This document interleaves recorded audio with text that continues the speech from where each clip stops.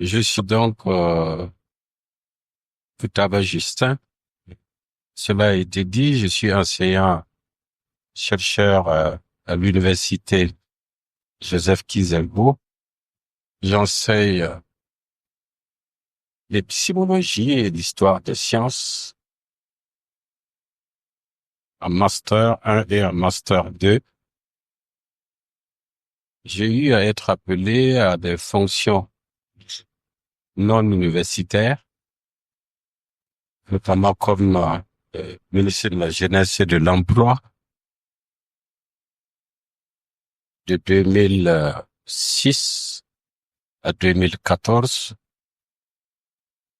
2011 plutôt, et après aux fonctions d'ambassadeur en Côte d'Ivoire de 2011 à 2014. Après ces missions, je suis revenu à ma base, c'est-à-dire à l'université, où j'interviens donc à l'UFR Sciences humaines. Dans cette université UFR, il est créé un master professionnel en management des conflits. Et c'est dans ce sens que j'interviens en matière de processus de négociation pour le solutionnement des conflits et des crises. Les étudiants sont des professionnels et c'est dans ce cadre que j'ai bien voulu accepter venir pour la modération de cette communication. C'est donc le thème du premier panel. La communication sera faite avec Monsieur Compaoré Pascal. Et par Monsieur Compaoré Pascal, le titre est Comment naissent les crises entre parties prenantes en milieu rural et urbain dans le cadre de projets d'urbanisation et comment les prévenir et où remédier. Monsieur Pascal Compaoré est bien indiqué pour traiter un tel thème dans la mesure où il a été au cœur des politiques d'urbanisation dans le cadre de ses fonctions de maire de la commune de Ziaré. Peut-être qu'il a eu affaire à des crises ou à des conflits de type foncier dans le cadre de cette politique d'urbanisation engagée par le Burkina Faso depuis près de 20 ans.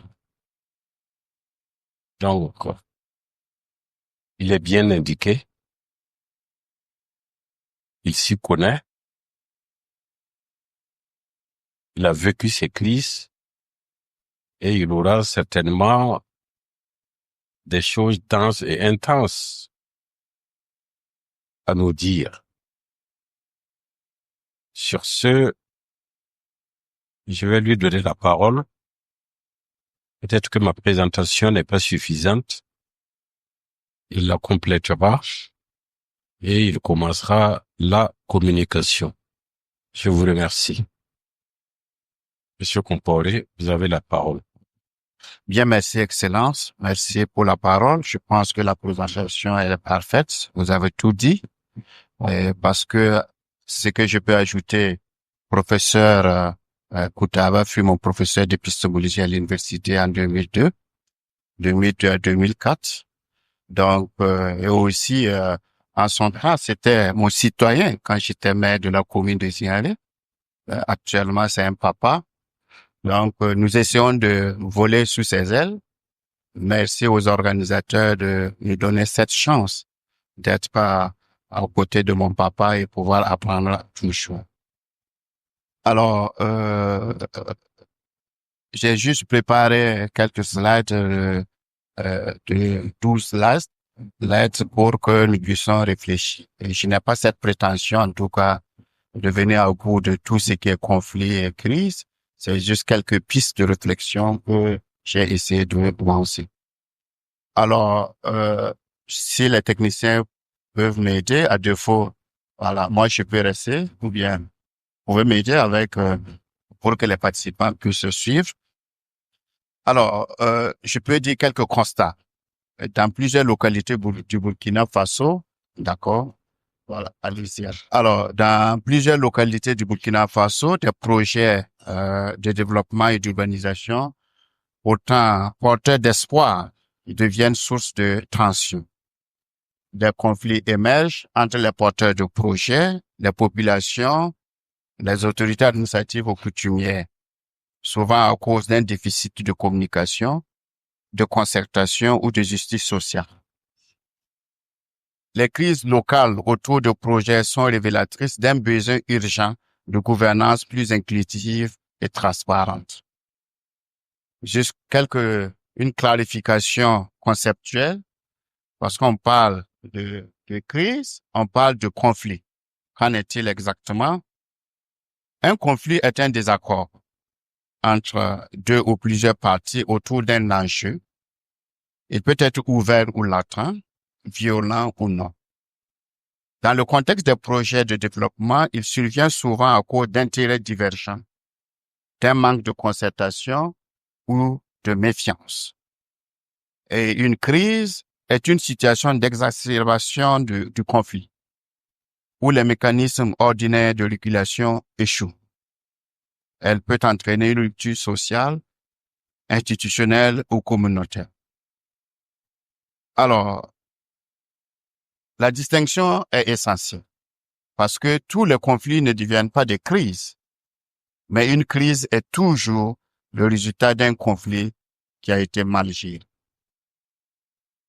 Au Burkina Faso, nous avons l'Observateur national de prévention et de gestion des crises communautaires, l'ONAPREGEC, qui est un organe en tout cas qui au niveau région, au niveau départemental, a des organes qui travaillent à ce niveau. Mais l'ONAPREGEC n'a pas de définition officielle de crise en tant que telle.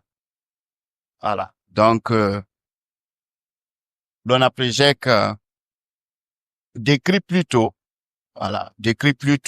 une crise communautaire comme une situation de tension ou de conflit entre différentes communautés, souvent caractérisée par des violences ou des troubles sociaux. En d'autres termes, l'ONAPREGEC aborde la crise comme un conflit communautaire qui perturbe la paix sociale et la cohésion. Tel qu'il y a un conflit qui perturbe et la paix sociale et la cohésion, pour l'ONAPREGEC, c'est une crise qu'il faut juguler. Alors, il y a en tout cas des textes juridiques qui encadrent ou qui permettent d'anticiper en matière de gestion de crise ou en matière de gestion de conflit. J'en ai pris quelques-uns qui sans doute n'est pas exhaustif, qui est la loi numéro 55/2004, surtout portant Code général des collectivités territoriales. Il y a la loi 034 portant régime foncier rural et la politique nationale de sécurisation foncière en milieu rural. Et ces textes visent à garantir l'accès équitable aux terres rurales pour tous les acteurs, à reconnaître et à protéger les droits fonciers et assurer une gestion des terres et une gestion durable des terres. Il y a la loi 36/2015 CNT du 26 juin 2015 et sa modificative numéro 12/23 ALT du 25 juillet 2023 qui ont pour objectif essentiel de maximiser les retombées positives de l'exploitation minière sur le développement socio-économique. Il y a cette loi 24/2018 portant loi d'orientation sur l'aménagement et le développement durable du territoire au Burkina Faso. Et enfin, il y a la charte de prévention et de gestion des conflits communautaires et le décret d'application numéro 15 du 28 décembre 2000 qui portant création, composition, attribution et fonctionnement d'un observateur national de prévention et de gestion des conflits communautaires au Burkina Faso. Donc, j'ai pris quelques textes et qui parlent de crise. Il faut qu'on identifie les causes. Et à ce niveau, j'ai juste pris deux principales causes. La première, c'est la faiblesse institutionnelle. Les autorités locales manquent parfois d'outils ou d'autorités pour prévenir ou gérer les tensions. Je pense que l'honorable maire de l'ancien est là, de Houndé, parce que dès qu'il y a des crises, nous avons des difficultés pour les réguler parce que soit on n'a pas d'outils ou soit on n'a pas d'autorité. Parce que comme vous le savez, rares sont les collectivités qui disposent d'une police municipale et même celles qui en disposent. Quelles sont les prérogatives qui y valent? Donc, à ce niveau, on a des difficultés. Donc, on note qu'il y a une faiblesse institutionnelle. Il y a la désinformation et la manipulation. Des leaders locaux ou des acteurs opportunistes instrumentalisent les communautés à des fins personnelles. Alors, dès lors qu'il y a une crise, il y a cette désinformation, les manipulations, et il faut travailler avec ces gens-là. Donc, c'est une des causes. Et parfois, la cause, quand je dis des informations, c'est dès lors qu'il y a un projet au niveau commune, au niveau village, c'est la plupart de ceux qui se disent lettrés ou des ressortissants qui sont à Ouaga ou Bobo, sont eux qui reviennent maintenant pour montrer la voie à suivre. Donc, à ce niveau, on a des difficultés avec, soi-disant, ces éclaireurs qui parfois induisent la population ou les populations en désert. Et quelles sont les conséquences des conflits? J'ai identifié quatre niveaux: conséquences sociales, économiques, politiques et environnementales. Sociales, sans doute, il y a les divisions internes qui se creusent, parfois avec les déplacements de population ou des ruptures durables dans le vivre ensemble. Parce que il y a parfois un conflit qui, à ce niveau, il y a une cause sociale où on arrive à une fracture sociale. Économique, il y a des projets qui sont ralentis ou même bloqués, entraînant des pertes financières pour l'État, les investisseurs et les communautés. Donc, vous voyez, un projet pour 4 mois ou 6 mois qui vient d'être bloqué pour une année, vous voyez ce que ça donne comme pertes en matière financière. Il y a une conséquence politique. Les autorités perdent la confiance des citoyens. Alors, ce qui fragilise la gouvernance locale. Dès lors qu'on n'arrive pas à juguler en un temps record un conflit, une crise, il y a une perte de légitimité des autorités. Environnementale, parce que l'occupation désorganisée des espaces ou la destruction d'écosystèmes par des actions de contestation aggrave la vulnérabilité. Parce que dès lors qu'il y a un projet d'urbanisation, on commence à lotir un lieu, il y a la population qui se déplace pour aller occuper des zones non lotées encore.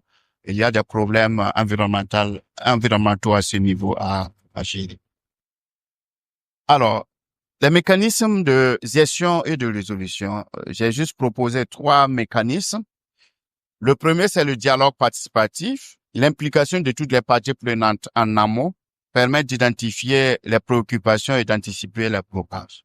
Parce que quand on dit les parties prenantes, il faut vraiment faire un véritable diagnostic pour cerner toutes les parties prenantes et les prendre en compte au niveau des discussions. Alors, je prends un exemple au niveau de la cité du 11 décembre de Zignaré. Quand on a commencé à discuter, il a fallu appeler les ressortissants qui sont à Ouagadougou pour venir participer aux échanges. Et là aussi, c'était pas facile. Donc, certaines parties prenantes sont importantes, sont obligatoires, et certaines parties prenantes aussi, si tu les appelles pas, tu auras affaire à ces gens-là après. Donc, que faire? Alors, il y a la médiation traditionnelle et formelle. Pourquoi j'ai dit formelle? Parce que les autorités, notabilités coutumières sont là, sont connues, qui jouent un rôle essentiel. Et d'ailleurs, je pense que c'est l'un de leurs rôles, c'est de travailler à ce qu'il y ait une paix durable, une cohésion sociale au niveau de la population. Donc, associer les autorités coutumières et administratives dans la gestion des différends renforce la légitimité des solutions. Et enfin, c'est le renforcement des capacités locales. Former les leaders communautaires, élus locaux OSC à la prévention des conflits est une mesure durable. À ce niveau aussi, il y a des séances de formation qui sont tenues, mais il manque parfois, en tout cas, des leaders des leaders, ceux-là qu'on pourrait appeler des ambassadeurs de médiation. Voilà, donc il faudra à ce niveau travailler à renforcer cela. Alors, il y a la question qui a été posée. Les conflits ne sont-ils pas parfois créés ou entretenus par les parties prenantes poursuivant des intérêts personnels sous couvert d'intérêts communautaires? Et je réponds ici par l'affirmation, parce que dans plusieurs cas, des conflits sont artificiellement exacerbés par certains acteurs qui prétendent défendre la communauté, mais cherchent à obtenir des avantages personnels. Il y a, j'ai pris des exemples comme accès à des parcelles, des positions politiques, marché public, voilà. Cela souligne l'importance d'une transparence dans l'identification des parties prenantes et dans la gestion des plaintes. Donc, la question, elle est pertinente. Et dès lors que les parties prenantes ne sont pas très bien diagnostiquées, il va sans dire que les solutions qu'on va proposer seront pas des solutions durables. Alors, j'ai pris 3 exemples concrets au Burkina Faso de projets. Il y a l'aéroport de Dancing. Ce sont des projets qui ont été réalisés dans la région du Plateau central que je connais bien. Où après plus de 10 ans, il y a toujours des problèmes de compensation financière que la population réclame et jugée insatisfaisante par la population. Donc, il y a même des villages qui disent n'être pas des populations de villages qui disent n'être pas être associés aux discussions. Donc, vous voyez, après 10 ans, si on est toujours à ce niveau, on va parler de la prise en compte des parties prenantes. Ou aussi, il y a la sincérité aussi des parties prenantes à ces concertations. Il y a le barrage de Ziga, le monsieur de l'ONEA parlait tantôt, mais il y a toujours des problèmes autour du barrage de Ziga. Il y a le problème d'accès à l'eau, en ce qui concerne les villages environnants. Comme il le sait, Ziga est fait pour Ouagadougou, pourtant il y a des villages d'à côté qui n'ont pas encore l'accès à l'eau potable. Et en notre temps, je pense qu'on a reçu pas mal et même l'ONEA en traitait cela. Il y a l'éternelle question qui est liée à l'occupation des berges pour des cultures maraîchères. Et vous voyez que de nos jours, il y a toujours des problèmes au niveau des berges parce qu'il était prévu la construction des barrages annexes pour en tout cas appuyer ou accompagner les populations. Mais je pense que c'est toujours une attente à ce niveau pour la population. Il y a la mine de Boudry qui fonctionne au niveau du plateau central et qui tous les jours, il y a des tensions sur les emplois, voilà, et les redevances minières parce qu'il y a toujours en tout cas des questions qui se posent. Alors, pour terminer, ces quelques pistes de recommandations que nous formulons, c'est instituer et faire fonctionner des cadres de concertation inclusifs avant tout projet de développement. Pourquoi nous disons de faire fonctionner? Parce qu'il y a beaucoup de cadres. Il y a beaucoup de cadres, mais rares sont ceux-là qui fonctionnent. Donc, dès lors que les cadres ne sont pas fonctionnels, il serait difficile pour nous de pouvoir anticiper sur des éventuelles crises ou conflits. Et les responsables, c'est les collectivités territoriales, les ministères sectoriels, les acteurs impliqués, les leaders coutumiers, les jeunes, les femmes, les OSC locales. La deuxième recommandation, c'est renforcer la transparence et la communication. Parfois, il y a certains projets où on communique moins, dès lors que c'est décidé parfois en conseil de ministres. Instruction est donnée au niveau des sectoriels d'engager les travaux et parfois il y a des délais qui sont là. Donc la communication, on communique au fur et à mesure qu'on met en œuvre le projet. Je pense que cela doit intervenir en amont pour communiquer, informer, sensibiliser les populations afin qu'ils arrivent à bien cerner la portée d'un tel projet. Et enfin, établir des mécanismes anticipés de gestion des plaintes. À ce niveau, l'ONA Préjec, en tout cas, travaille à ce niveau, mais il y a toujours des difficultés.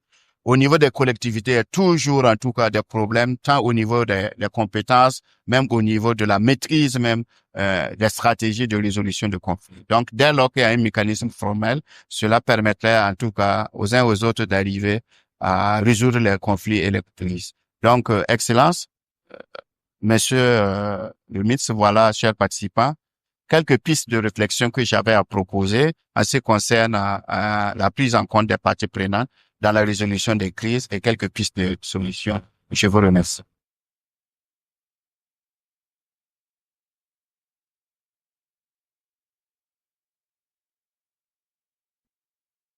Voilà, je pense que je ne m'y étais pas trompé. C'est un connaisseur de dossiers dans la pratique, dans l'expérience, aussi bien aussi dans le diagnostic et les remèdes à apporter aussi dans la thérapie aux problèmes de crise et aux problèmes de conflit liés à l'urbanisation.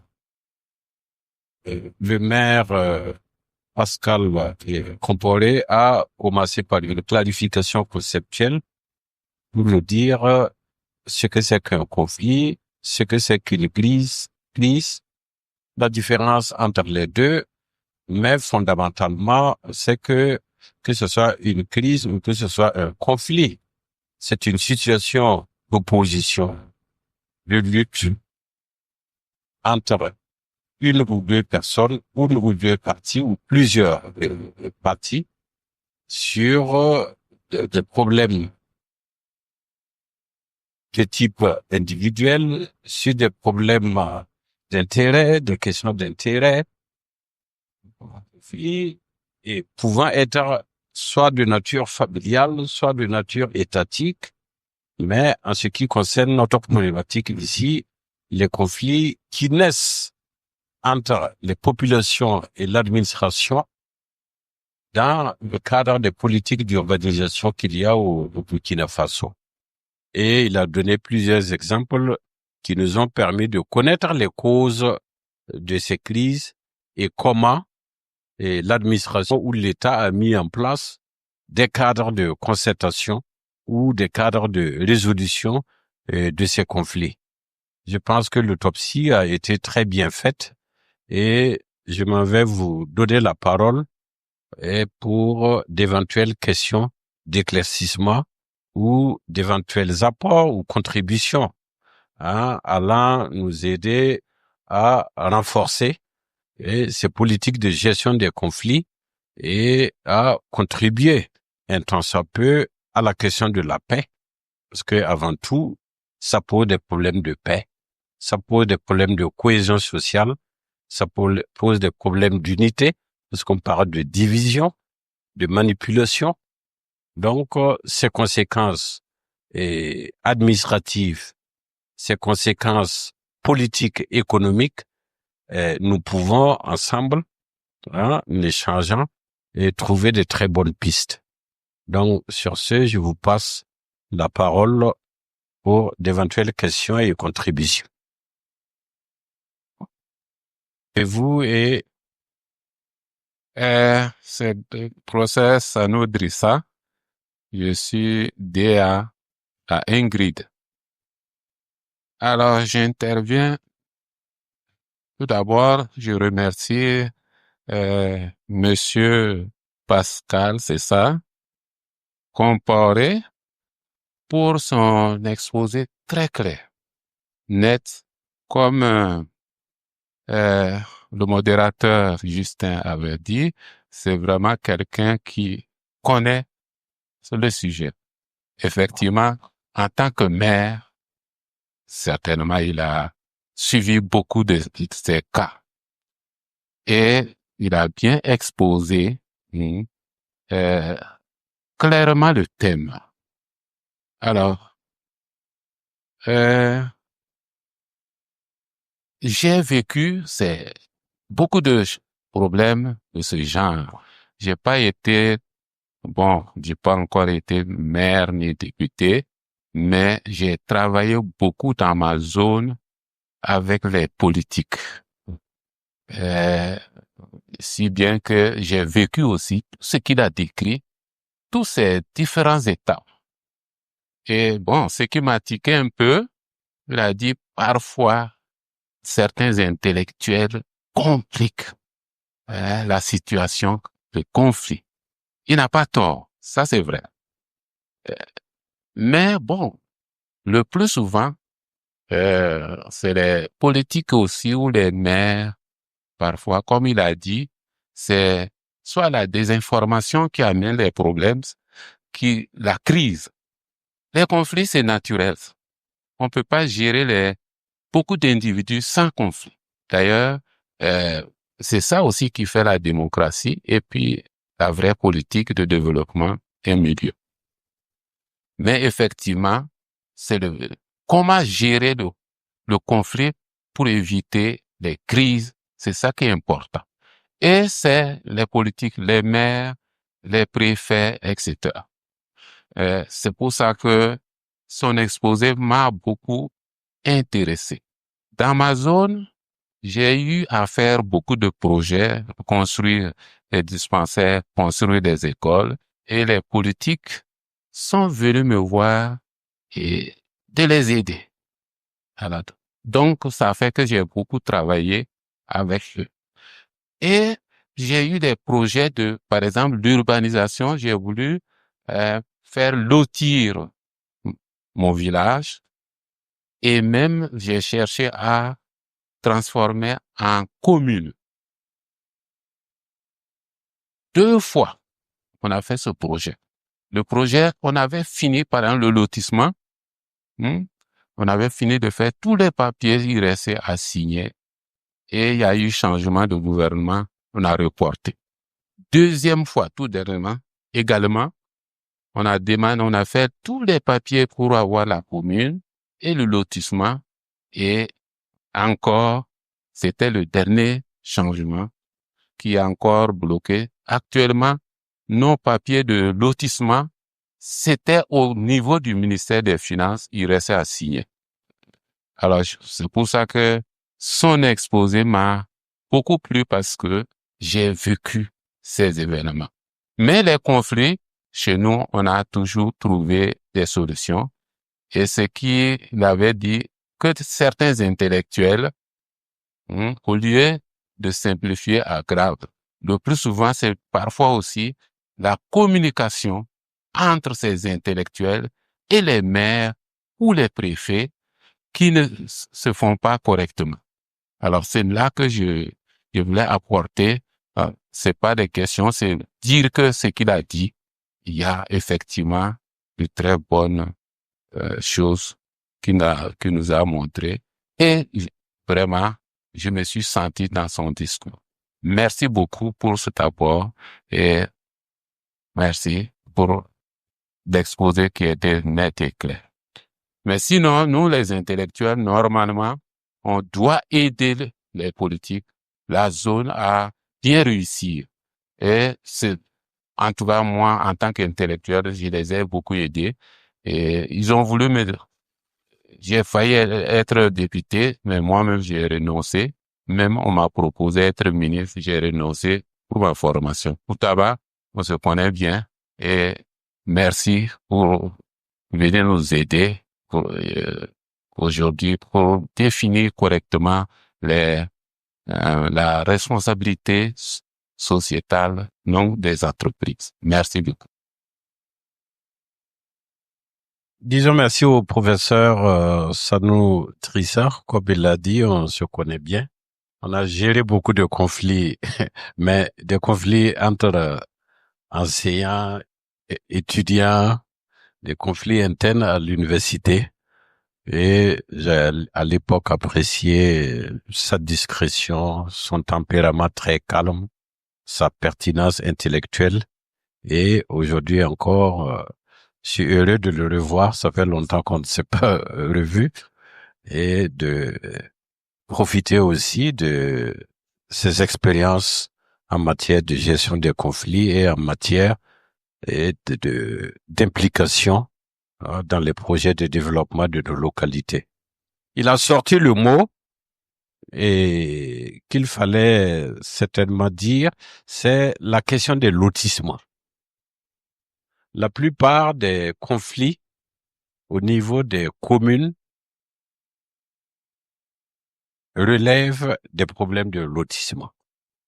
Et ça génère effectivement, et c'est source de conflits entre les populations elles-mêmes, les populations autochtones, entre les populations et l'administration, le maire ou le préfet, entre les populations autochtones et les populations ou les ressortissants et des localités qui résident en ville, qui reviennent effectivement envenimer la situation, et aussi les problèmes liés à la transparence à problème d'équité, de justice et dans ces trucs de lotissement. Alors, je pense que comme Monsieur Compaoré l'a bien indiqué, il existe des mécanismes, hein, mais ces mécanismes, faut le reconnaître, sont parfois difficiles à appliquer. Il existe des textes, il existe des lois difficiles à appliquer, à être appliquées, parce que justement les populations, très souvent manipulées, poussées par des parents, poussées par des intérêts divergents, et oublient l'essentiel dans la gestion d'un conflit, à savoir le dialogue et puis l'écoute. Et ça pose énormément de problèmes.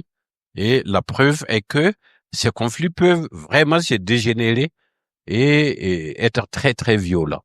Hein, on l'a vu tout dernièrement, un mémoire de gestion de conflits dans le cadre du lotissement de la commune rurale de Bingo. Et ça fait 20 ans que ça dure et jusqu'à aujourd'hui, le problème n'est pas résolu. Et il y a dans les balais, il y a plein de problèmes, mais beaucoup plus de problèmes et de conflits fonciers entre agriculteurs et éleveurs. Mais ici, c'est vraiment relatif au problème de lotissement. Comment faire? Eh ben, moi, je pense qu'il faut actionner et rendre les textes plus applicables et impliquer les populations. Hein, la méthode participative, qu'on le dise ou non, est la plus indiquée. Il manque parfois de dialogue. Il manque parfois de communication. On ne communique pas souvent, ou bien on communique très mal. On dialogue pas souvent, ou on refuse même le dialogue. On n'écoute pas. Or, on ne peut pas gérer un conflit tant qu'on n'écoute pas les différentes parties. Et tant qu'on ne parle pas sur de bons sentiments et non sur des préjugés, hein, pour écouter et pour dialoguer avec les différentes parties. Alors, je voudrais à cet effet, puisque le maire a bien mis en relief les conflits qui peuvent effectivement exister dans le cadre des politiques de lotissement entre les administrés et l'administration, entre les structures de lotissement, d'urbanisation et les populations. Et je pense qu'il n'y a pas mieux que d'inviter la Sonature avec nous pour venir exposer les cas concrets qu'ils vivent. Et je sais qu'il y en a beaucoup, et très récemment, et à l'intérieur même à Ouagadougou ici. Donc, j'invite la Sonature à venir prendre la parole, hein, pour donner des cas concrets de problèmes d'urbanisation ou de lotissement. S'il vous plaît. Merci beaucoup, Excellence. Bonjour à tous. Je suis Sagnon Bertrand, ingénieur en génie civil et responsable du service de l'exécution des travaux de la Sonature.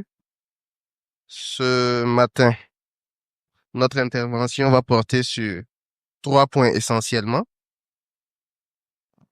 Dans un premier temps, nous allons discuter des facteurs de crise entre les parties prenantes en milieu rural. Puis nous allons vous présenter un peu les mécanismes de gestion et de résolution des conflits appliqués à la Sonature. Et enfin, je vais passer la parole à mon collègue pour vous présenter les étapes dans la mobilisation du foncier à la Sonature. Donc, pour commencer, il tient de rappeler que la Nationale d'aménagement des terrains urbains est une société de promotion foncière et immobilière. Et dans le cadre de ses activités, elle procède à l'acquisition de terrains, à leur aménagement, à la commercialisation de parcelles viabilisées sur toute l'étendue du territoire. Cependant, il faut le reconnaître, l'acquisition du foncier n'est pas toujours chose aisée. Et vous n'êtes pas sans savoir la sensibilité de la terre dans notre pays, et la Sonature est très souvent confrontée à des conflits qui entravent et retardent ses interventions. Ça fait qu'on a des processus qui peuvent être assez longs, durer des années avant d'atteindre aboutissement. Plusieurs facteurs en sont à l'origine Et comme les prédécesseurs l'ont si bien signifié, ce sont des conflits qui sont beaucoup en rapport avec la communauté. J'en ai pour exemple la revendication de la propriété des terres entre les propriétaires initiaux et les exploitants actuels. Je vous donne un exemple. Dans les zones où nous intervenons, on fait face à des situations qui sont assez délicates et très souvent de nature familiale. Par exemple, quand un père de famille décède, laisse sa femme, elle se retrouve souvent sous pression à cause du lévirat et on lui propose d'épouser un frère défunt, sinon elle doit quitter. Et dans certains cas, le frère hérite les biens des propriétés foncières du défunt. Et des années plus tard, quand les enfants grandissent, ils reviennent réclamer l'héritage de leurs parents. Mais se retrouvent confrontés à des personnes qui auraient acheté déjà ces terrains. Et ça crée du coup deux camps. Et dans les processus de mobilisation, ça rend très compliqué les choses. Il y a également les cas de vente de terre. On disait auparavant que la terre ne se vendait pas, qu'elle se cédait. Donc, il arrive que des exploitants, lorsque le processus de mobilisation il est en cours, portés par leurs intérêts, ils peuvent se retrouver à dire que ils ont acheté la terre, tandis que les autochtones ne reconnaissent pas avoir vendu la terre. Toutes ces situations peuvent venir à créer des conflits. On a la prolifération des habitats spontanés, on a les problèmes de transparence, on a des problèmes entre autochtones et résidents des villes lorsqu'ils reviennent parce que portés par leurs intérêts égoïstes. Il y a pas mal de situations comme ça que nous rencontrons chaque fois dans le cadre des mobilisations de terre et qui viennent vraiment compliquer les démarches. Toutefois, pour répondre à sa vocation, il y a un certain nombre de principes directeurs que la Sonature applique au quotidien afin de minimiser ces conflits fonciers-là. Et ces principes, ce sont essentiellement la concertation, la concertation, euh, notre procédure se veut inclusive et participative, un peu comme on l'a rappelé plus tôt, avec les autorités locales, les services fonciers, les services coutumiers, mais aussi les populations concernées. Donc, en phase amont, il sera question de comprendre les besoins de chacun en matière de santé, d'éducation et de conditions de vie afin, afin de trouver de bonnes solutions. Et il y va de la responsabilité sociétale de la Sonature. C'est comme ça que sur nos sites d'accueil, euh, il va arriver que l'on réalise des infrastructures scolaires, des centres de santé, qu'on aille jusqu'à les équiper. Cela pour créer un cadre de vie assez serein et agréable pour les populations que on s'en va reloger.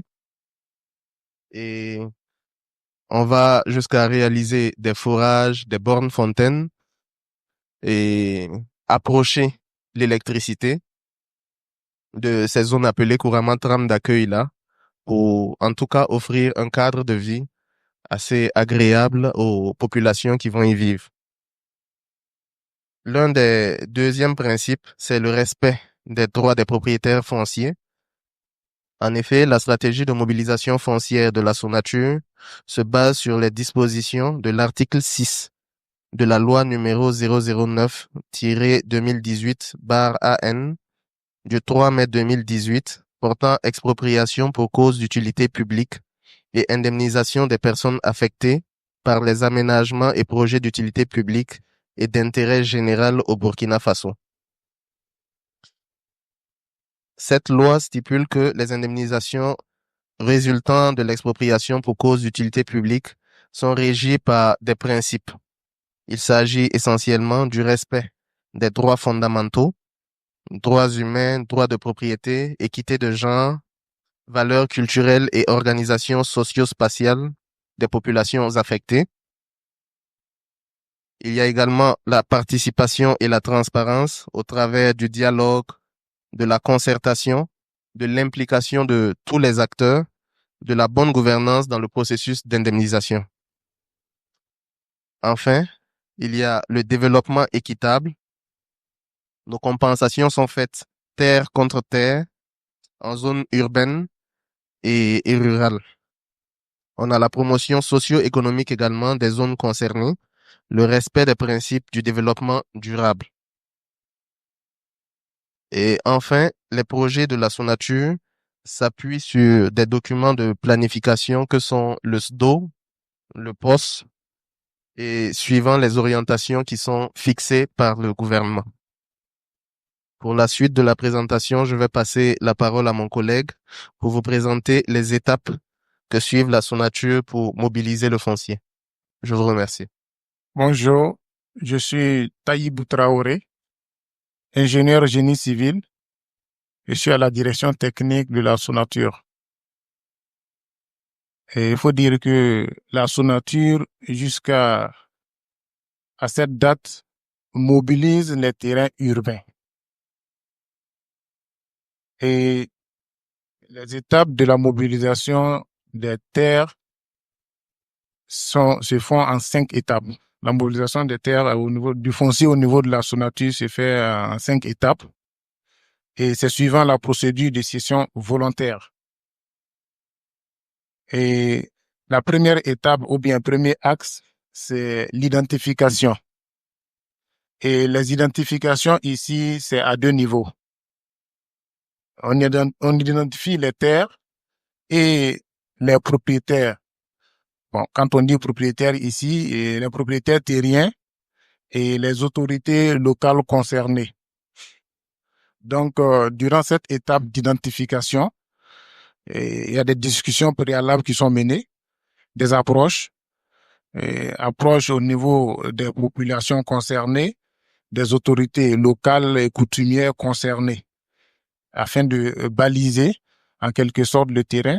Identifier aussi les terres, il s'agira de faire une reconnaissance de ces terres-là, à savoir qu'elles soient urbaines ou rurales, parce que nous ne mobilisons que les terres urbaines. Donc, il faut faire cette part des choses durant le processus d'identification. Il faut aussi s'assurer que ces terres, même bien qu'elles soient urbaines, peuvent être exploitées à notre fin. Parce qu'il y a des terres urbaines qu'on ne peut pas aménager ou bien on ne peut pas affecter aux habitations, par exemple. Donc, comme le collègue l'a si bien dit, on a des terres urbaines et suivant les outils de planification qui ne peuvent pas être mobilisés par la Sonature, même si elle a cette volonté. Donc, il faut s'assurer de tous ces éléments avant de passer à la deuxième étape ou bien au deuxième axe, qui est l'organisation des négociations et la purge des droits. Et là, il s'agira réellement des négociations proprement dites avec les parties prenantes, à savoir les communautés concernées, les populations, les autorités locales, et j'en passe. Et c'est à l'issue de ces négociations où il y aura l'établissement des documents en bonne et due forme, les documents d'entente, et qu'on passera au troisième axe, à la troisième étape, qui est la mise en place d'une trame d'accueil. La trame d'accueil ici, c'est quoi? C'est une partie des terres mobilisées qui sera utilisée pour indemniser les populations concernées. Voilà. Et c'est en termes de parcelles qu'on va attribuer aux propriétaires terriens, aux personnes affectées. Parce que dans le cadre de la mobilisation, il y a ce qu'on appelle propriétaires terriens. Et il y a aussi des personnes affectées qui ne sont pas des propriétaires terriens, mais qui sont des personnes affectées. Voilà, qu'on arrive à reloger au niveau de la trame d'accueil dans le cadre de l'indemnisation. Et donc, après ces 3 premières étapes, c'est après ces 3 premières étapes que la Sonature passe à l'étape de sécurisation, voilà, du foncier. C'est-à-dire essayer d'obtenir des titres, voilà, les titres d'occupation ou de propriété sur les sites mobilisés. Et ainsi, après cela, c'est le cinquième axe qu'on va développer, à savoir l'aménagement et la viabilisation des parcelles. Voilà. Et puis bon, si on peut dire ainsi, sixième axe, c'est la vente des terrains, des parcelles viabilisées. Et voilà un peu présenté et le processus de mobilisation des terres au niveau de la sonature. Et ces processus nous permettent en quelque sorte d'éviter ou bien d'atténuer le risque de conflits qui ont été cités un peu plus haut. Sur ce, je vous remercie. Merci à la Sonature. Merci à Monsieur Sayon et à Monsieur Aouré pour cette présentation de la politique de la Sonature, des différentes étapes qu'ils utilisent. Et il y aura certainement des questions. Mais je voudrais savoir, en écoutant les étapes, est-ce que chaque étape n'engendre pas de conflits? Par exemple, l'étape de l'indemnisation et du relogement, je ne sais pas si c'est ça qu'on appelle déguerpissement, ou bien c'est la troisième étape.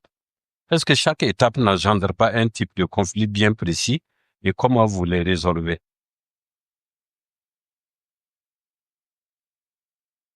Oui, merci bien. Oh, Excellence. Effectivement, comme on l'a si bien dit, on a 5 étapes et à chaque étape, on a des conflits. Par exemple, à l'identification, voilà, on a toujours ces conflits. Il arrive souvent même que on arrive lors de l'identification, avec le problème de sincérité, on se trouve face à peut-être plusieurs propriétaires et plusieurs personnes qui réclament la propriété d'un même site. Et ça, c'est déjà un conflit qu'il faut régler. Je prends un exemple, on trouve des habitats spontanés sur un site où le propriétaire terrien, il se présente, mais de façon intelligente, il ne fait pas cas de la vente d'une partie de sa propriété à ceux qui l'occupent. Donc, lorsque vous l'identifiez, vous identifiez le monsieur comme le seul propriétaire du terrain mobilisé. Tout de suite, les acquéreurs de terrains spontanés se présentent. Après même peut-être à mi-parcours du processus de négociation. Et là, le conflit est né. Mais souvent, la Sonature, dans sa RSE, essaie de prendre en compte ces deux parties-là pour éviter que le conflit n'évolue en crise comme on l'a si bien défini. Et voilà, donc ça c'est un exemple par exemple qu'on peut citer. Il y a aussi au niveau des indemnisations. Après indemnisation, il arrive que certaines personnes signent même les protocoles d'accord et tout, acceptent partir au moment venu, mais à la phase exécution, on se bute à un refus catégorique. Il y a certains même qui évoquent même qu'ils sont des gardiens des tombes, alors qu'ils ont accepté au préalable, au début, de partir en échange, d'être indemnisés. Voilà, puisque comme on l'a dit, au niveau de la Sonature, jusqu'à présent, c'est terre contre terre. Donc, on accepte les parcelles parce qu'on a vu que c'est une aubaine. Mais c'est à la phase d'exécution, et les revendiquent, ils se disent qu'ils sont gardiens des tombes qui sont là, alors que ces tombes-là font partie des terres qu'ils ont cédées. Donc, on a ces conflits, et certains acceptent les parcelles, ils les revendent, et maintenant, à la phase d'exécution, ils disent qu'ils n'ont pas où aller. Donc, ces conflits sont lésions dans nos processus d'acquisition, de mobilisation et de viabilisation des terres. Je voudrais passer la parole à vous tous pour d'éventuelles questions et contributions.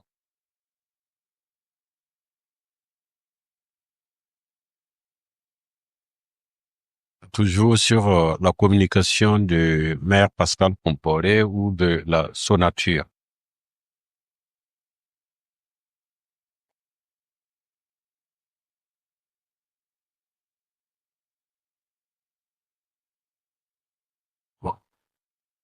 Excusez, j'ai une question ici. Présentez-vous, s'il vous plaît. Oh, excusez. Je me nomme Ourva Youssouf, étudiant en 10e année en exploration géologique à l'Institut de gestion des risques industriels et de développement durable, INGRID.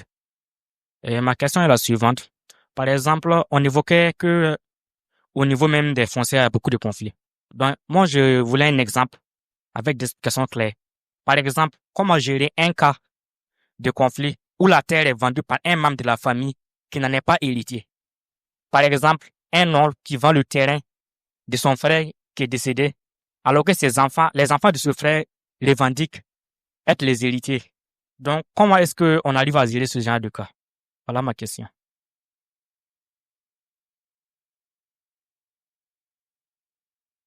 Autre question? Oui. Devant à gauche, à notre gauche.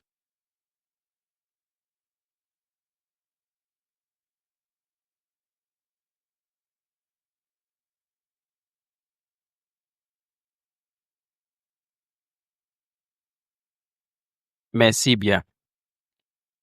Moi, c'est Dira Amidou de l'Agence d'expertise pour le développement durable. Alors, je suis d'un bureau d'études. Souvent, on est amené à faire des études, genre les notices ou bien les études d'impact environnementaux et sociaux.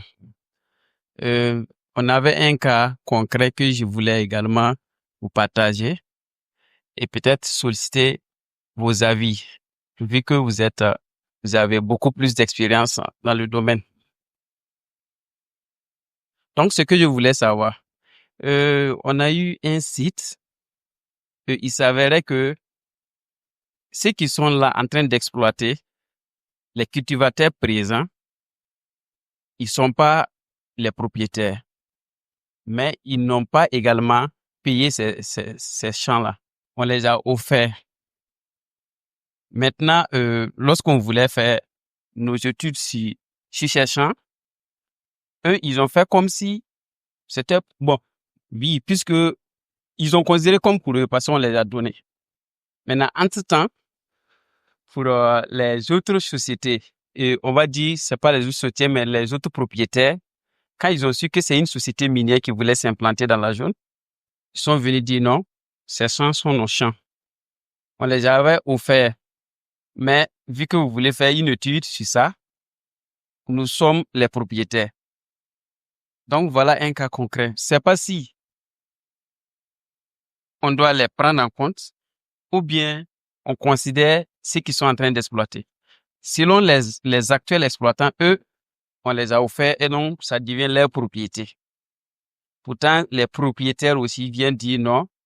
C'est vrai, on les avait offerts, mais ce sont les champs de nos ancêtres, on les a donnés pour qu'ils cultivent. Mais tant qu'il y a étude dessus, il faut que nous aussi on soit impliqués. Voilà un cas un peu concret que je veux vraiment, avec votre expérience, avoir quelques solutions pour bien nous prendre. Merci bien.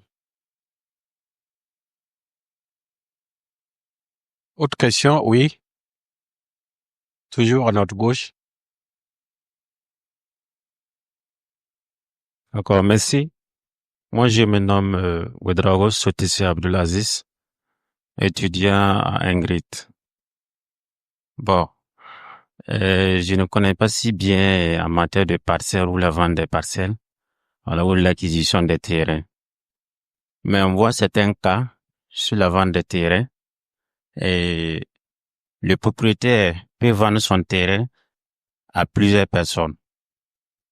Voilà. Donc, maintenant, ça devient tout un problème. Maintenant, l'utilisation de ce terrain, si les responsables Voilà, ceux qui ont déjà payé le terrain avec les différents papiers viennent pour utiliser le terrain, ça devient un problème, vu qu'il y a plusieurs personnes qui s'y présentent.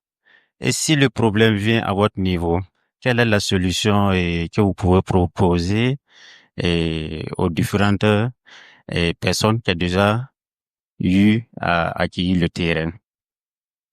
Alors, la deuxième question, c'est par rapport à l'occupation des terrains. Bon, je vois beaucoup plus qu'il y a beaucoup de ventes des terrains, l'acquisition des terrains. Ma préoccupation, c'est sur les générations futures. Puisque actuellement, même si on veut un terrain, il faut sortir hors Ouaga, très loin, pour avoir son terrain. Et avec le conflit, on ne peut pas aller dans certains endroits pour acquérir des terrains. Voilà.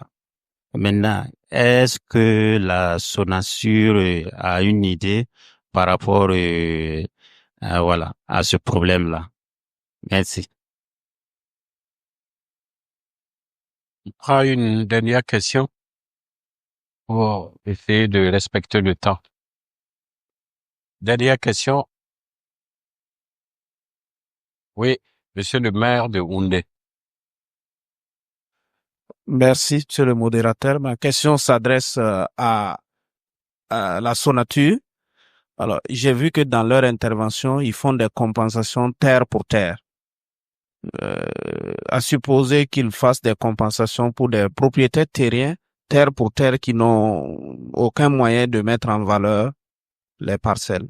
Alors qu'on sait que dans une démarche, la Sonature retire les terrains après un temps, ou bien c'est l'État qui retire les terrains après un temps de non mise en valeur ou non suffisamment mise en valeur. Quelle est la solution qu'il faut trouver dans ce cas? Est-ce que la Sonature pourrait développer un système de compensation mixte pour permettre aux propriétaires terriens, qui nous savons d'ordinaire n'ont pas véritablement les moyens pour mettre en valeur la terre que vous leur retournez aménager? Merci. OK. Merci beaucoup. Je voudrais passer la parole dans un premier temps à monsieur Compaoré, ancien maire de la commune de Zignaré, pour la première question qui évoque quand même l'aspect familial des conflits fonciers et aussi la dimension culturelle et cultuelle et que la Sonature aussi a relevé. D'autant plus qu'il y a des aménagements ou des lotissements qui posent le problème des terrains ou des parcelles sacrées, où les gens qui revendiquent que c'est des tombes des parents. Il y a aussi des lieux sacrés qui posent des problèmes de lotissement et créent des conflits très sérieux. Donc, je voudrais que le maire revienne là-dessus et que la Sonature réponde après aux autres questions. Alors, merci, Excellence. Le premier intervenant a parlé de la vente de parcelles au niveau famille, entre frères et oncles. Alors, il faut se dire que la première démarche reconnue par l'État ou l'administration, c'est ce qu'on appelle le certificat d'hérédité, qui est fait au niveau de la préfecture. Et dès lors que le frère est décédé, le papa est décédé ou la maman est décédée, on fait un certificat d'hérédité. Et à ce niveau, il y a ce qu'on appelle un tribunal, parce qu'au niveau départemental, il y a un tribunal qui est là, qui juge pour savoir si réellement tous ceux qui sont là sont héréditaires. À savoir, la femme, si c'est un monsieur, c'est la femme, les enfants. C'est comme ça, la loi, c'est la femme, les enfants. Voilà. Il n'y a pas d'hérédité concernant les frères, les cousines, les cousins, non. La loi est claire là-dessus. Alors, deuxièmement, c'est de s'assurer des propriétés de la famille. Et à ce niveau, voilà pourquoi on dit de faire toujours les papiers, que ça soit un terrain en zone lotie ou un terrain hors lotissement, on peut toujours faire les levées et pouvoir faire soit un acte de cession amiable ou soit une APFR, une attestation de possession foncière. Et à ce niveau, je pense qu'il n'y a pas de problème. Alors, dès lors qu'on n'a pas de papier, survient maintenant le conflit qui peut exister entre l'oncle et puis les frères. À ce niveau, je pense que premièrement, on peut aller au règlement à l'amiable à travers une réunion familiale, essayer de trouver une solution. Alors, si c'est au niveau de la collectivité, dès lors que ça devient un problème familial, l'autorité municipale ne rentre pas à ce niveau. Parce qu'on laisse toujours le problème aux juridictions compétentes. Parce que le problème est tellement sérieux que si tu t'hasardes, tu peux créer un conflit, pas un conflit, même une crise familiale qui peut durer des siècles. Donc, à ce niveau, on dit, si on n'arrive pas à l'amiable de trouver solution, d'avancer au niveau des juridictions compétentes. Donc, voilà à ce niveau. Mais dès lors que les papiers sont là et il y a les certificats d'hérédité qui sont là, on sait quels sont ceux qui sont héréditaires. Sinon, si le frère a ses terrains, c'est la femme du frère défunt ou les enfants du frère qui ont accès, mais l'oncle, non. Là, c'est au niveau administration. Mais coutumièrement, il faut s'assurer que il y a la famille élargie et il y a la famille nucléaire. Comment faire pour pouvoir trouver solution? Je pense qu'à ce niveau, il y a toujours des réunions qui doivent être faites à ce niveau, au niveau familial. Alors, au niveau des aménagements, Sonature a bien dit le terrain. Au niveau de la population, c'est cela. Alors, la sincérité est une valeur, mais une valeur recherchée de nos jours, tant au niveau de la population qu'au niveau même de certaines autorités coutumières. Alors, pourquoi je dis cela? Il arrive parfois que on arrive à qu'un chef de terre, chez nous au plateau central, qu'un chef de terre ne parle pas, mais un chef, parce qu'il y a le chef et il y a le chef de terre. Excellence, c'est de quoi je parle. Un chef s'occupe de la population et un chef de terre s'occupe de la terre. Mais au plateau central, on voit un chef qui s'occupe de la population, laisse le chef de terre pour s'occuper de la terre. Ce niveau, ça pose problème. Et ce que le chef dit peut être contradictoire à ce que le chef de terre va dire. Et dès lors qu'on ne fait pas la nuance des choses, je pense qu'on peut tomber sur ces points. Effectivement, si on entend que un hectare, c'est 2 parcelles, ou un hectare, c'est 3 parcelles, rapidement, la population voit, ou un propriétaire va regarder si j'ai 3 hectares ou 4 hectares, et on fait le calcul mathématique. Si un hectare, c'est 2 parcelles, ça veut dire 3 parcelles, on aurait 6. Un propriétaire dit, j'ai déjà 6 parcelles. Qu'est-ce que la population fait? La population voit maintenant au niveau des terrains, est-ce qu'il n'y a pas d'autres opportunités? Et dit, ce sont des opportunités.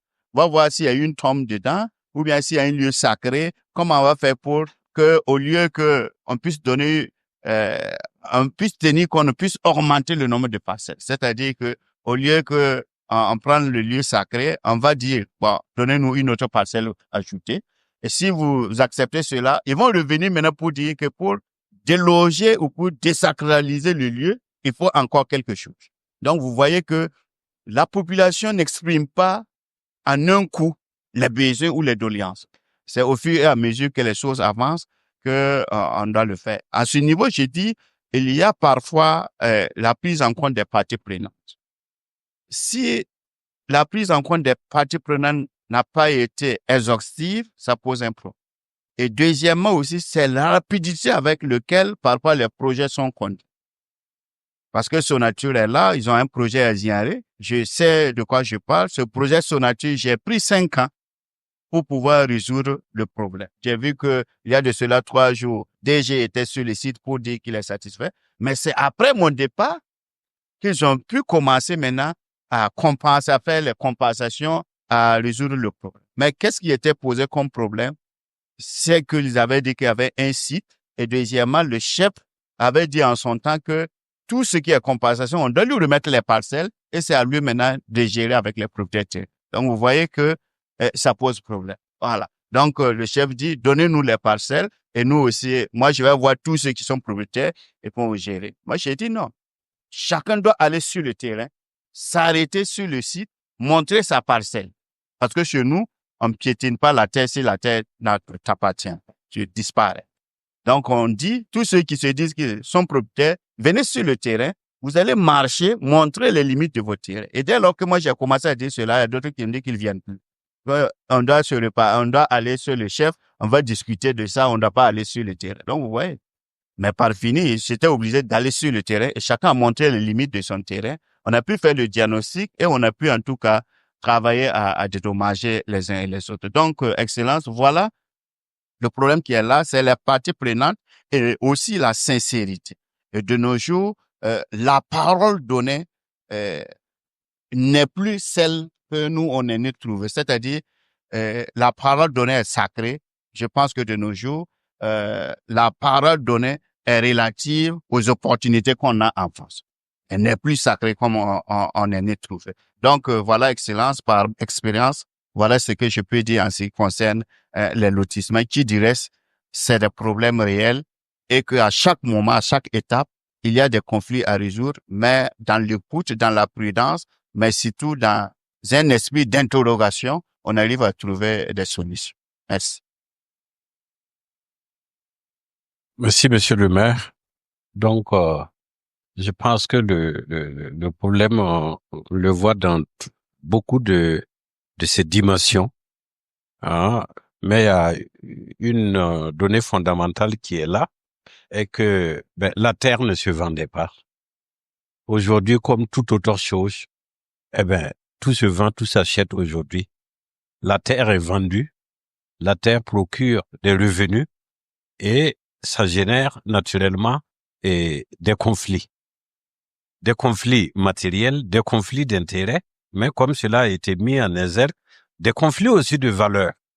Une terre qui ne se vendait pas, qui se vend maintenant, des familles qui ne se déchirent pas sur des problèmes de parcelles qui le font, et des gens qui manquent d'intégrité et de sincérité.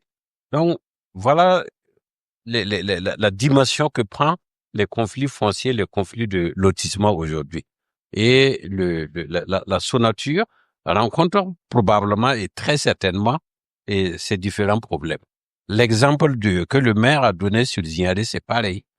Voilà, on a suivi un peu comment ça s'est passé et surtout un des problèmes qui est ressorti par rapport au dernier acte de la Sonature à Zignaré, c'est le fait que, avec le lotissement et la vente des parcelles, vous aviez plus de, vous avez 10 fois plus de demandeurs que de parcelles, 100 fois plus de demandeurs que de machins.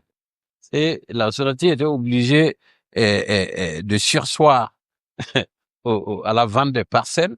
Ah, je me demande même s'ils n'ont pas changé les conditions de vente, sinon les prix, bon, pour essayer de diminuer un peu le nombre de demandeurs. Mais toujours est-il que sur le terrain, vous avez vraiment des exemples concrets et des propositions relatives à ces différents défis que vous avez. Et comme on dit, il y a Monsieur Dira qui a posé un problème sérieux, qui est la terre étant vendue aujourd'hui. Alors, qu'est-ce qu'on dit des générations futures? Quel est le problème que ça va poser aux générations futures? Ils n'auront plus rien à vendre. Bon, ils vont habiter où? Ils vont travailler où? Qu'est-ce qui va se passer? Bon, la Sonature est à même de pouvoir nous éclairer là-dessus. Donc, je vous donne la parole.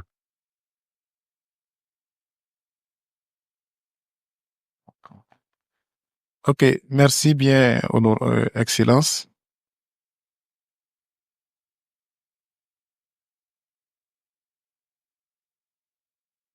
Bon, par rapport à la question de Monsieur Dira, comme vous l'avez si bien dit, on mobilise les terres, on vend beaucoup de parcelles. Qu'en est-il des générations futures?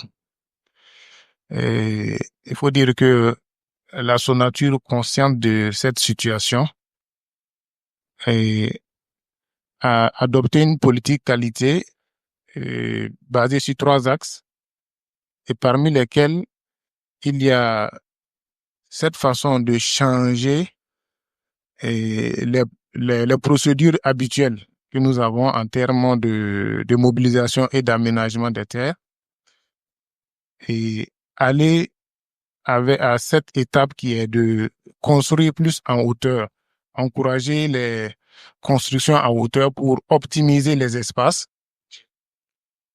Et donc, dans ces derniers jours, nous avons remarqué, la population remarquera que la Sonature est dans cette lancée de développement immobilier un peu par-ci, un peu par-là. Et donc, il faut dire aussi que au niveau de la loi, la récente loi portant sur la promotion immobilière, il y a des contraintes quand même qui interdisent, par exemple, la mobilisation des terres rurales pour la promotion immobilière. Donc, ce n'est que les terres urbaines qui sont mobilisables pour la promotion immobilière. Et quand on regarde entre les lignes de cette même loi, les contraintes font que au jour d'aujourd'hui, les sociétés de promotion immobilière sont obligées d'opter pour les constructions en hauteur pour pouvoir optimiser les dépenses, pour pouvoir rentabiliser même les investissements. Donc, là-dessus, il faut dire que la mobilisation ou bien l'étalement est un peu encadré à travers cette loi-là à laquelle la Sonature est entièrement a entièrement adhéré. Et actuellement, nous sommes par exemple à Saba, où on parle de Saba Ville Nouvelle. C'est essentiellement des constructions en hauteur. Et quand on regarde à Sissin également, sur un petit espace, mais on arrive à dégager un nombre important de logements parce que par le biais de la construction en hauteur. On s'est dit qu'avec cette démarche, on arrivera à loger le maximum de personnes sur un petit espace, ce qui permettrait de ne pas compromettre les intérêts des générations futures. Voilà. Donc, c'est ce que je peux dire en attendant que mon collègue complète s'il y a lieu. Et voilà, par rapport à cette question-là. D'accord. Merci beaucoup. Ce que je pourrais apporter comme complément d'information, c'est que, bon, comme il l'a dit, la Sonature fait ses pas dans la promotion immobilière. On travaille à inciter, à inviter les gens à s'intéresser un peu plus au système des appartements qui n'était pas vraiment répandu ici. Et comme exemple de projet, il a cité le projet Sissin, où il y a 100 unités de logement qui vont se dégager sur seulement 1,3 hectares.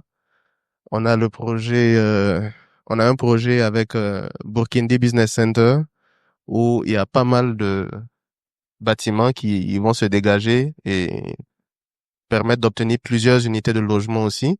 Il y a la nouvelle ville de Saba également. Donc, les années à venir, vous allez voir que progressivement, en plus de la promotion foncière, il y aura beaucoup plus de projets allant dans le sens du développement immobilier.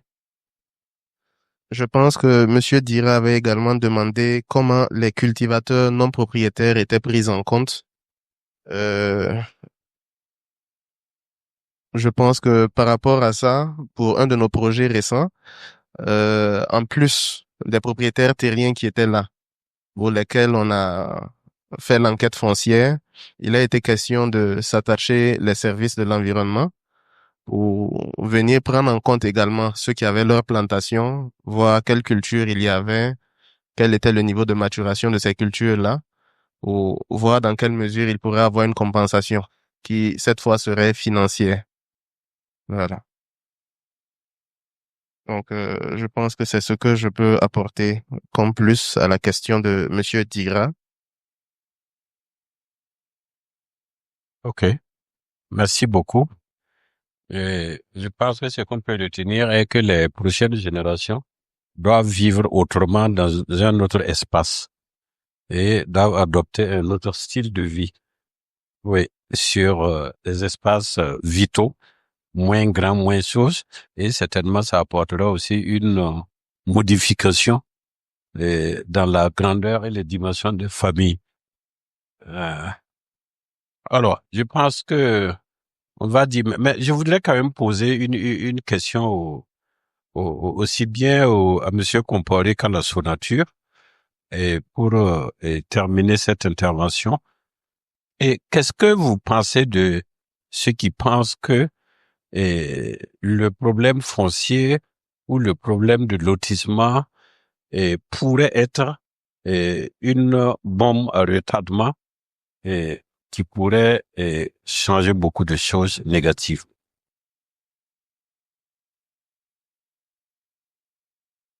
Merci, Excellence. Je pense que avant l'adoption de la nouvelle loi, c'était vraiment une bombe. Mais je pense que les choses sont en train de rentrer dans l'ordre à telle enseigne qu'on peut espérer mieux.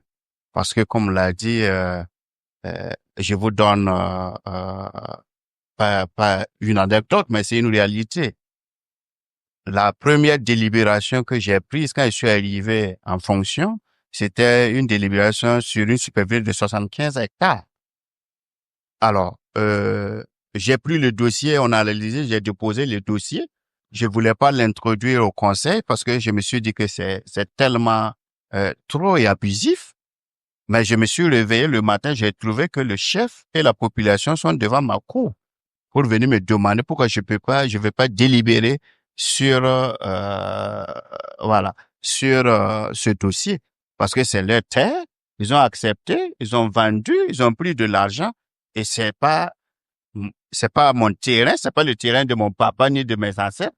Qu'est-ce qui empêche qu'on délibère sur le dossier? Ça, c'est une réalité. Ma toute première expérience et la toute première délibération sur le foncier.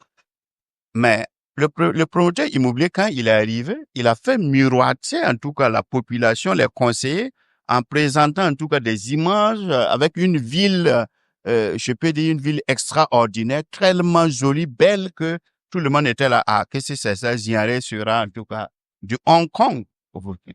Mais les conseillers ont applaudi, la population a applaudi. On a adopté la délibération. Jusqu'à ce jour où je parle, le terrain est toujours nu à Ziaré. Donc, c'est pour dire qu'en ce moment, en tout cas, les promoteurs immobiliers, en tout cas, s'accaparent tous les espaces. Et je pense qu'actuellement, la réalité est tout autre. La réalité est tout autre. Et je pense, comme M. Lara, l'inquiétude est là, mais à l'allure où vont les choses, je pense que les générations à venir auront de quoi, en tout cas, s'abriter. Parce que si c'est ça, c'est une réalité. Maintenant, c'est comment travailler à ce que le prix d'achat, si je peux m'exprimer ici, soit à la portée de tout le monde. Je pense que la dynamique est là avec, que ce soit Sonature, CGC, avec les logements qui sont en train de faire. Je pense qu'il y a une nouvelle politique qui est là, qui permet en tout cas ces conclusions. Je peux le dire, hein, Excellence, sous réserve que le terrain, le foncier était une bombe, mais maintenant, ça commence à aller si on applique réellement les textes qu'on a pris. Merci. Merci, Excellence. Et comme Monsieur le maire l'a dit, avec ces deux textes qui encadrent le foncier rural avec la loi de 2009 et puis celui de 2023 pour la promotion immobilière, et en tout cas, on peut dire que le risque est un peu minimisé, ou bien pour dire que le risque de conflit ou bien de crise est encadré. Voilà, on peut mieux maîtriser cette situation-là. Si le défi est la mise en œuvre ou bien le respect de ces textes-là. Parce que si on arrive à respecter ces textes à la lettre, je pense que on pourra protéger les intérêts des générations futures. Et il y a l'honorable Nyumu qui avait posé une question, si vous permettez. Et il proposait la compensation mixte pour soulager les propriétaires terriens qui n'ont pas les moyens pour mettre en valeur les terrains nus qu'on leur octroyait dans le cadre des indemnisations. Bon, ça c'est une très belle proposition. Il faut dire que la Sonature, ce n'est pas seulement des terrains que nous octroyons aux populations, parce que dans les trames d'accueil, on essaie de, tant que faire se peut, d'accompagner les populations avec des équipements, voilà, pour mieux améliorer leur cadre de vie. Par exemple, à Bobo, on a construit tout un CSPS qu'on a équipé, des forages ont été réalisés et une école également. Voilà, dans la trame d'accueil. Donc, ça fait partie des mesures de compensation pour dire que ce ne sont pas seulement des parcelles nues que nous octroyons aux populations indemnisées. Ceci étant, bon, ce qu'il propose est une possibilité que la Sonature pourrait analyser en termes de compensation mixte du moment où la Sonature avance dans le développement immobilier. Donc, on pourrait se pencher sur cette proposition pour le bonheur de nos populations. Maintenant, M. Ouedraogo Abdelaziz également avait fait cas d'un propriétaire terrien qui aurait vendu sa parcelle à plusieurs personnes. Bon, ça, je peux dire que ça ne relève plus de la Sonature parce que c'est un cas d'arnaque, si on peut le dire ainsi. Donc, ça, c'est les autorités compétentes en la matière qui pourront se pencher sur ce dossier, notamment la justice, je pense bien. Merci.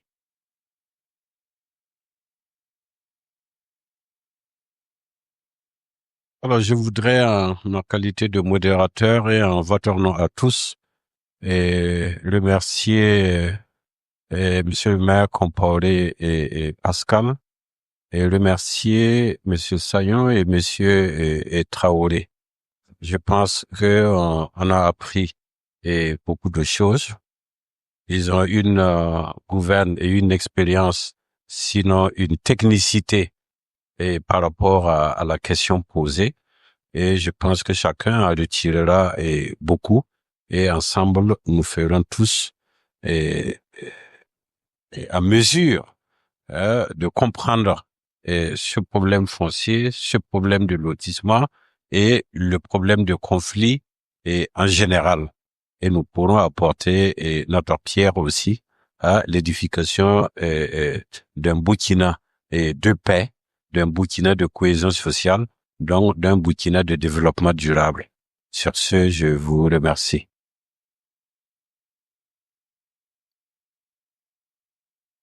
Merci beaucoup, merci beaucoup.